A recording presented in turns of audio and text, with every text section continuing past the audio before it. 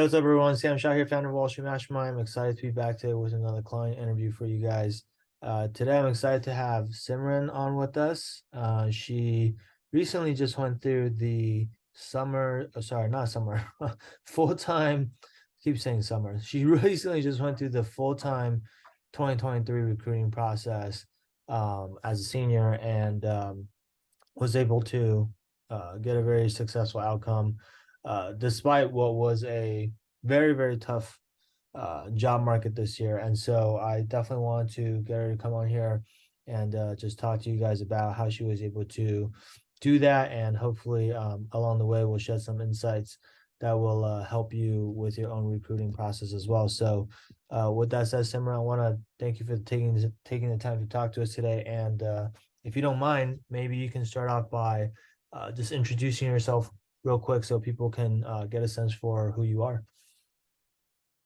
Yeah, of course. So I'm Simran. I'm a senior at Northeastern University, and um, I actually realized that I wanted to go into banking, I would say, when I joined Wall Street Mastermind. So in August, I had, or my end goal was kind of private wealth. And so throughout the entire time that I was, or I had joined Wall Street Mastermind, I was interning within private wealth management in Seattle. And it's been a really great experience so far. And I think I'm really excited to kind of be done with recruiting as I know it, but I think it definitely made a huge difference being in Wall Street Mastermind, also working or interning 12 to 14 hours a day, and then um kind of networking and being part of the program after, because otherwise there's definitely no way that I would have been able to pivot into banking when I had nothing, when I didn't know anything about it. Gotcha. So to clarify, up until like the beginning of senior year, your goal was to do private wealth management. So everything, like even the internships you were doing up until that point were mostly in private wealth management. And then at the beginning of senior or in August of senior year, when you joined Wall Street Management, was when you decided you actually want to switch from private wealth into banking. Is that what you're saying? Yeah, exactly. And so because I was working with ultra high net worth individuals that kind of went through a liquidity event, that kind of motivated me to learn more about the transaction process, Mm, and was ultimately why I wanted to get into banking. got it. Okay. Makes sense. So I guess let's work backwards. Let's start with so obviously you decided to, on banking August of senior year, which is I don't know, maybe you didn't know at the time, but you certainly know now. Like that's like very late in the process for full-time recruiting, right? And so Exactly. um can we I guess let's first tell people like what was the offer that you ended up with at the end of this whole process? So I ended up with a offer from Wells Fargo in TMT, specifically tech coverage out of San Francisco. Awesome. Okay. And you just got the offer recently, right? It was in like December. Yes. Okay, cool. So I guess the whole process was like probably 4 months for you then, right? Because that's kind of how long you've been in Molson National before joining in late August, and then you got the offer in late December. So the 4 month process. So can we well, I typically ask like what did you do to prep for banking recruiting prior to Wall Street Mastermind? But it sounds like from your previous answer, um, you weren't even really thinking about banking back then. So my guess is you hadn't really done much at all, if anything, or like, was there anything you were already doing on your own or resources you were kind of already using prior to Wall Street Mastermind? No, I wasn't using anything. I wasn't even thinking about it. I knew what investment banking was to some extent, but nothing kind of that would qualify or be good enough for an answer in sort of an interview itself. And I will mention, even though I got my final offer, or I got an offer in December, I actually interviewed with firms like B of A, Piper Sandler, Raymond James, and also BMO throughout this entire process. And I was interning 12 to 14 hours a day. And so that I think is really phenomenal, that just that I was able to get those full-time opportunity or interview for the with those firms for full-time opportunities. And again, I cannot stress like it would not have been done. It would not have happened if I had not joined this program. That's awesome. So thanks for saying that. I guess what made you want to join Wall Street Mastermind? Was it just the fact that um you realized you were really late in the process and you wanted to just kind of like speed up your preparation process, or kind of like what was the thought process behind it? And then like, and you can be very candid here. I always ask this, but like, did you have any skepticism or were you hesitant about anything prior to joining? And if so, like what ultimately, helped you overcome those thoughts and still join the program regardless? Well, I think the biggest thing is probably just the cost of it. It definitely is an investment, but with that being said, it is an investment that pays off. And at the end of the day, I got an offer that I, really wanted, especially considering market conditions, the fact that I have no relevant experience in banking, nothing that it could have gotten me there otherwise. And so I think it's a question of how valuable do you see the outcome to be. Like if you really want to get into banking and you kind of never did any of these things, I'm also not the most competitive applicant out there, Yeah, then it's an investment that I think needs to be made. gotcha. I guess obviously we don't have your resume in front of us, but like when you say not the most competitive applicant, like can you elaborate on that a little bit? Like why do you say you were not like the most competitive applicant?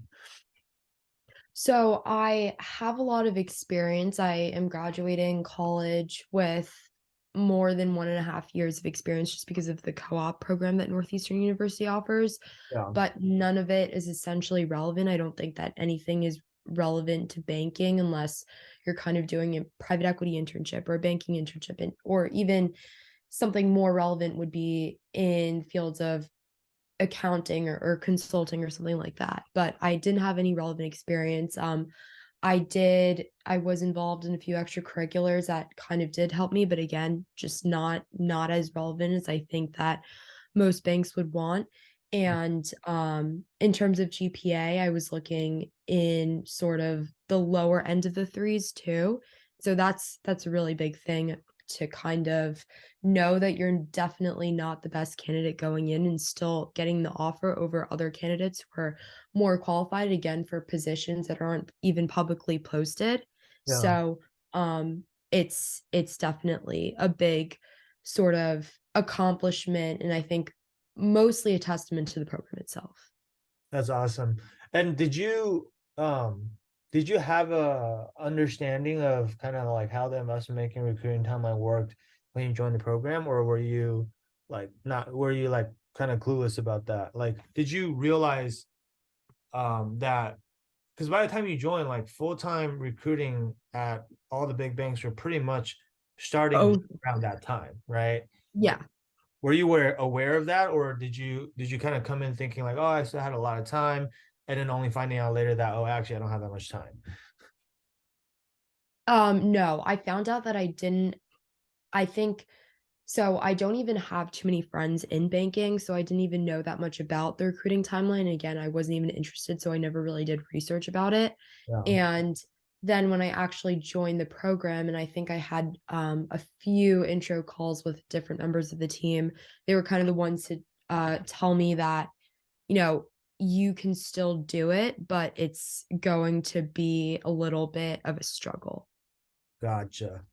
Okay, so you learned about the timeline after you joined the program, and then I guess I'm curious, like, because I think a lot of people in your situation, where just based on kind of what you just described, right? Like, so you go to, I would consider Northeastern a non-target school, right?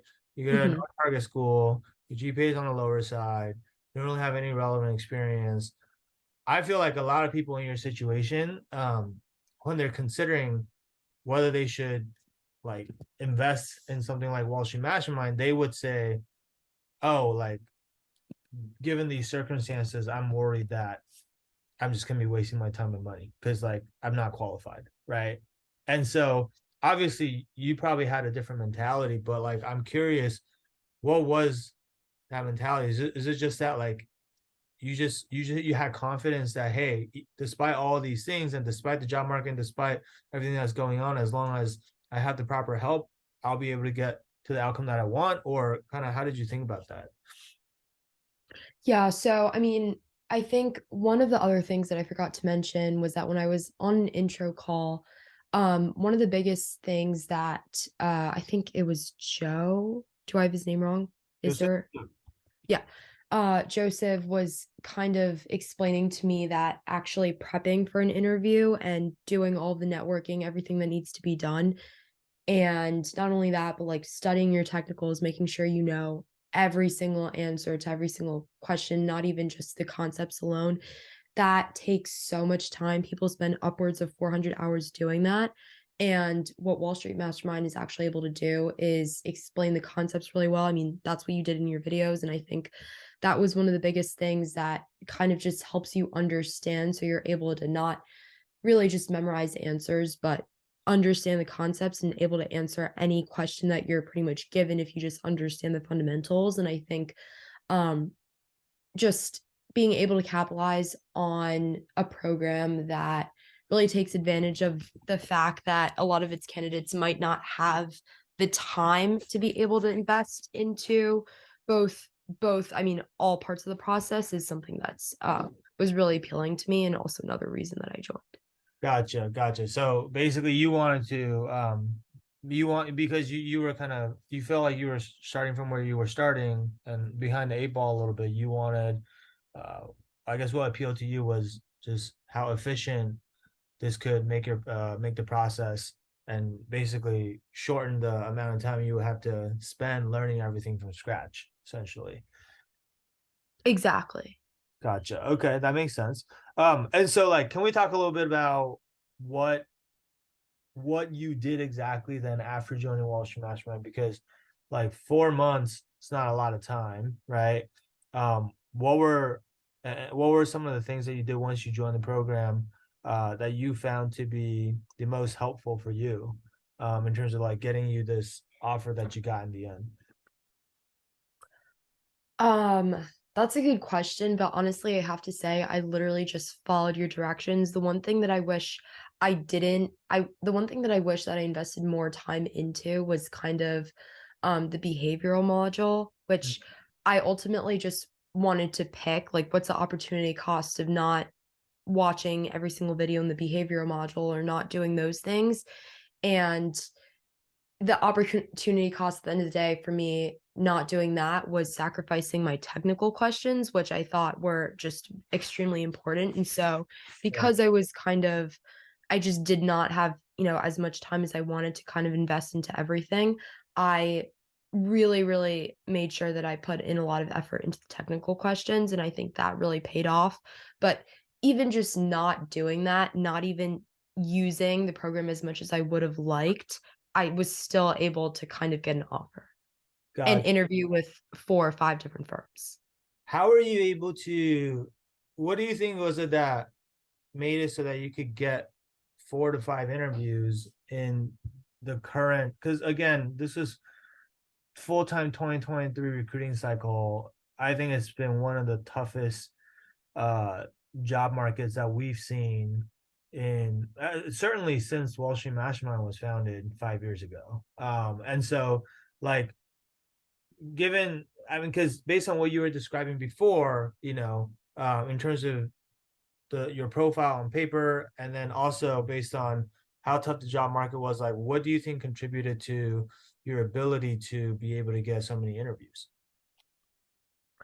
Um, I again, I just have to say I followed your directions. I mean, I spent a lot of time just cold emailing, networking, getting people on the phone as much as I possibly could.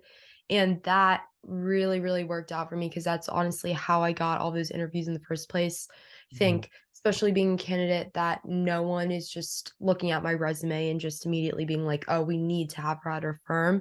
That's kind of just what you have to do. And that's something that I wouldn't have thought of or even considered, probably invested even half or a fourth as much time into doing, but like something that I learned was kind of necessary and kind of the effects are there. I mean, you can see that I was able to interview at 4 different firms, eventually get an offer, and, that's kind of just what happens when you follow your directions. And how much so yeah, that's what I kind of figured, which is like most likely it came down to your networking skills because that's usually what it takes to get interviews, especially if you know you're not coming from a target school and you don't have that much relevant experience and GPA is on the lower side. Like there's a lot of things that were kind of going against you that to overcome those things, you kind of have to rely on networking, right? How much time would you say you spent on networking? Because like you said earlier, you were working 12 to 14 hours a day, it sounded like. So you couldn't possibly have had that much time outside of work, right? Yeah, no, I didn't, but I spent pretty much every moment that I had outside of work doing this, and so I would never take calls on the desk or anything like that. When I was on the desk, that was pretty much, I mean, entirely kind of associated to work. I actually even received a return offer within private wealth, Wow. but denied that too.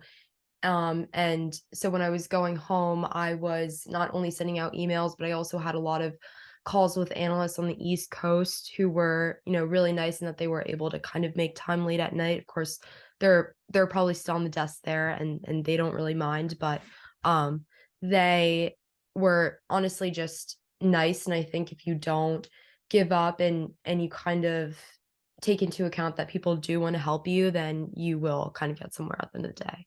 Yeah. That's awesome. I mean, it sounds like you're just an extremely hard worker. I mean, most people I would say after a 12 to 14-hour workday probably just want to go home and watch Netflix or something, but sounded like you were putting in some, I guess, banking hours before you even got into banking. And kind of because recruiting, to be honest, like recruiting for investment banking, that in and of itself, I feel like could be a full-time job, right? Like in It terms it definitely is, and looking back, I didn't even put as much time as I wanted to in, of, and I think I would totally do the entire process differently and that I would do a summer analyst position, but again, I didn't even know that I wanted to go into banking, so, like, it's different from there, but, I made it work to the extent that I could, and it paid off.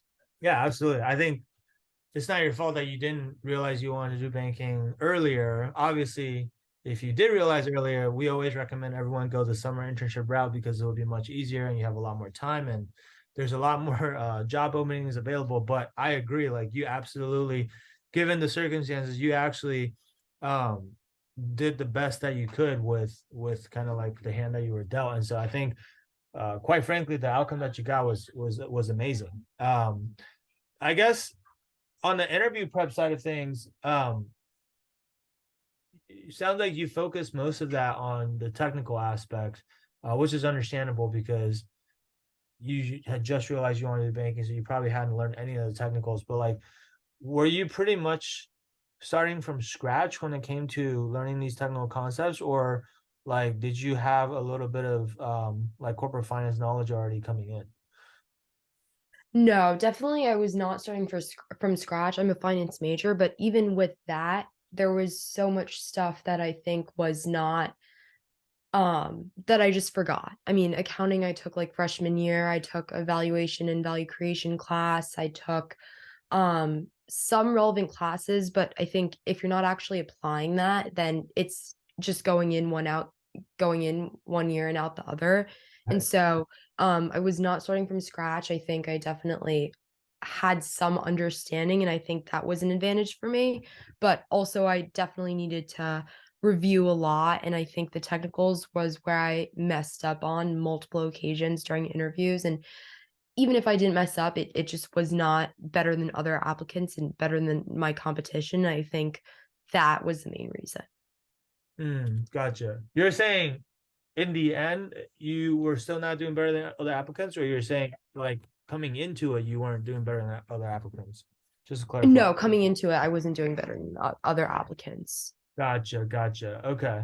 So I guess like what would you say is the difference between kind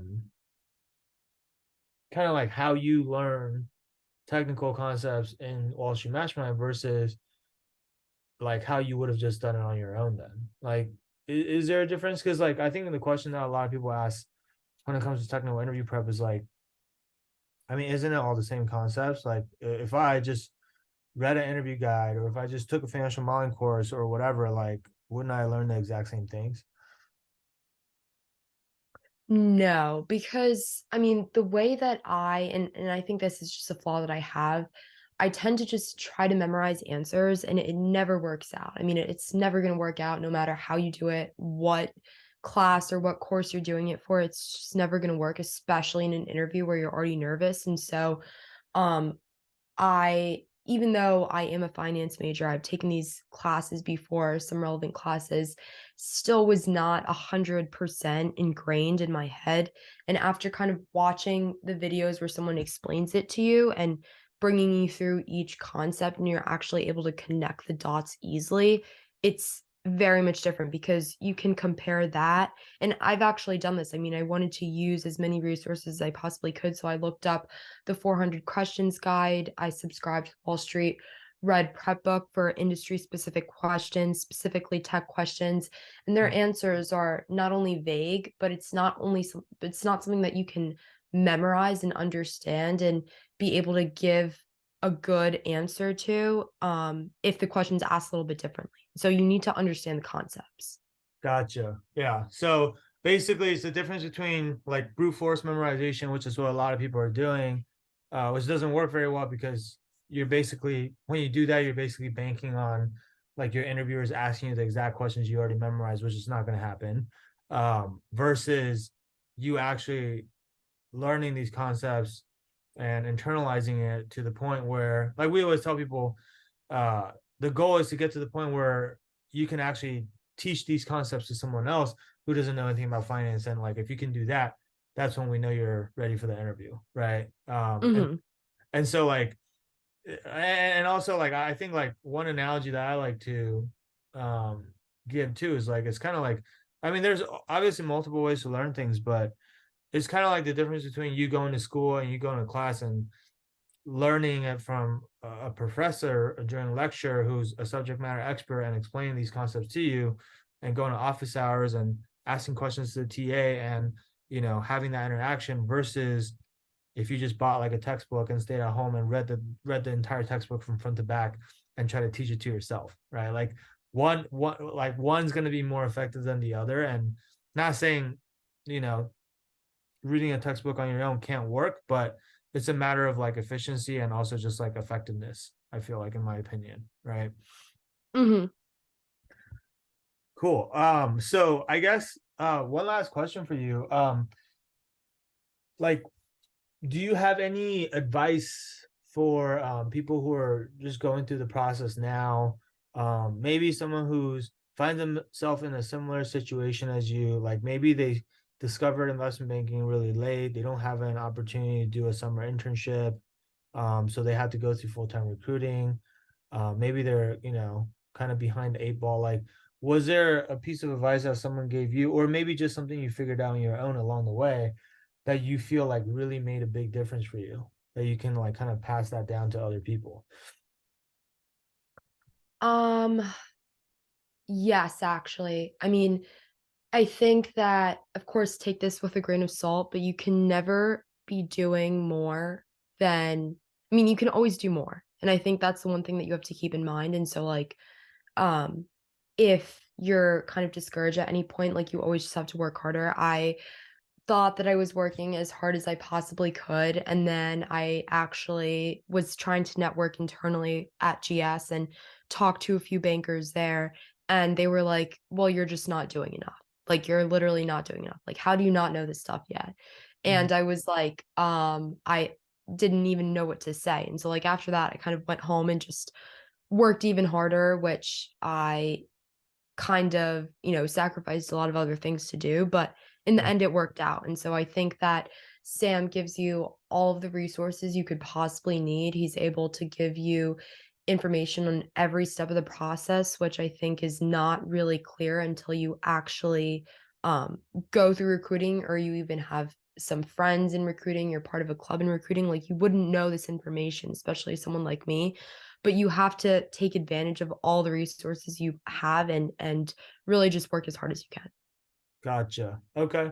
Yeah, that makes a lot of sense. I mean, honestly, for anyone that wants to get into banking, like if you're not willing to work hard, then there's just no way that anything's gonna happen, right? Like there's so many other students out there who want to get into banking who are uh I feel like typically the people who are interested in banking, like they typically have pretty good work ethics, or else they would be kind of turned off by the work-life balance in the first place and probably not trying to break into this field, right? So like the point being, all of your competition is probably working super hard, or they're the hardworking type, and so that's just kind of like table stakes. That's the bare minimum. Like if other people are working super hard and you're not willing to put in the work, then like you're already losing from that standpoint, right? So I think that's really really good advice from your part. So look, guys, if you're still listening to this, if you find yourself uh kind of going through the process,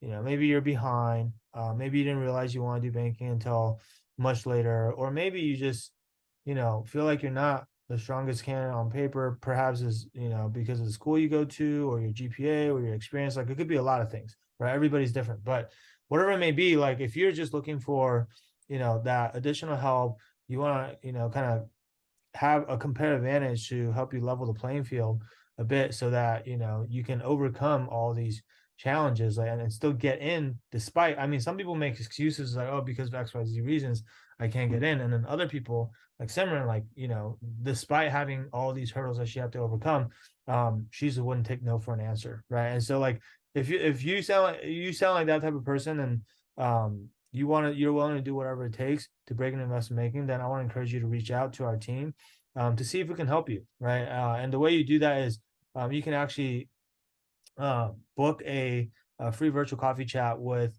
one of the upperclassmen that's already gone through our program first, and just have a quick chat with them to. I mean, you can ask them whatever you want. You can ask for recruiting advice. You can ask them about their experience in the program. You can tell them about what you're currently going through and see what they think. And then at the end of that conversation, like, if you are still interested in working with us, then they can help you set up an additional follow-up call with our team so that we can see if it's a good fit, right? And if not, then hey, no harm, no foul. You just take whatever advice you got and go out and implement that on your own. And either way, like our goal here is really just to help you out in whatever way we can, regardless of whether we actually work together or not. So if that's something that you're interested in, you can go to book this call at www.wallstreetmastermind.com/apply. The street is abbreviated, so it's ST, so it's wallstmastermind.com/apply. And we look forward to talking to you. All right. So with that said, Simran, I want to thank you again for taking the time to kind of share your story with us today. I think honestly, it's very inspiring, especially for a lot of people out there who find themselves in a similar situation as you, where they're super late. They don't feel like they're as prepared as they should be. Like a lot of times, I feel like those people might feel like there's not a whole lot of hope, and so I think it's always great for them to be able to see someone like you who was able to overcome all these challenges and still get an amazing outcome. And so and obviously, like, that's also a testament to just how hardworking you are, and how much work you were willing to put in, and just to go above and beyond on top of working 12 to 14 hours a day. So you absolutely deserve all the success coming your way, and I can't wait to see kind of what's ahead for you, man. Thank you so much. Yeah, no, happy to kind of share my story. And again, it would not have been possible without the Wall Street Mastermind program. So thank you again for even offering it in the first place. No, I appreciate that. And so, guys, that's going to be it for this episode today. We're going to wrap it up here. And thank you guys for tuning in. And we'll be back with more of these in the near future. And until next time, all right, bye.